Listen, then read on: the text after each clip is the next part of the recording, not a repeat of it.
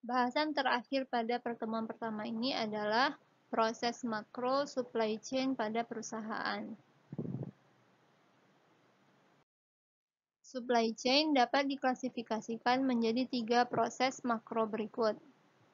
Yang pertama adalah CRM atau Customer Relationship Management, yaitu semua proses yang melibatkan perusahaan dan pelanggan. Kemudian yang kedua adalah Internal Supply Chain Management, yaitu semua proses yang melibatkan internal pada perusahaan.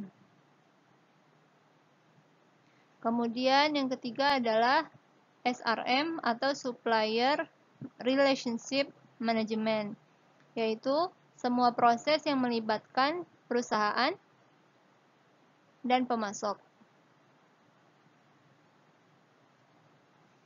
Ketiga proses makro ini mengelola aliran informasi, produk, dan dana yang dibutuhkan untuk menghasilkan, menerima, dan memenuhi permintaan pelanggan.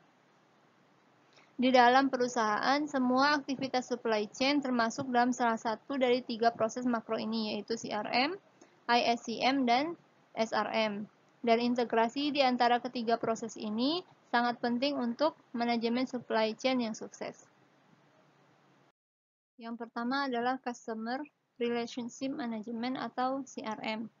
Proses makro ini adalah bertujuan untuk menghasilkan permintaan pelanggan dan memfasilitasi penempatan dan pelacakan pesanan seperti pemasaran, penetapan harga, penjualan, manajemen pesanan, manajemen call center, penyusunan katalog dan materi pemasaran lainnya, serta pengelolaan website.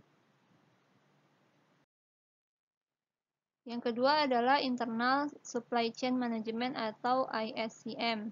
ISCM ini bertujuan untuk memenuhi permintaan yang dihasilkan oleh proses CRM secara tepat waktu dan dengan biaya yang serendah mungkin. Contohnya adalah perencanaan produksi internal, perencanaan kapasitas penyimpanan, persiapan rencana permintaan dan pasokan, perencanaan lokasi dan ukuran gudang, memutuskan produk mana yang akan dibawa di setiap gudang, menyiapkan kebijakan manajemen inventaris, dan memilih, mengemas, dan mengirimkan pesanan aktual.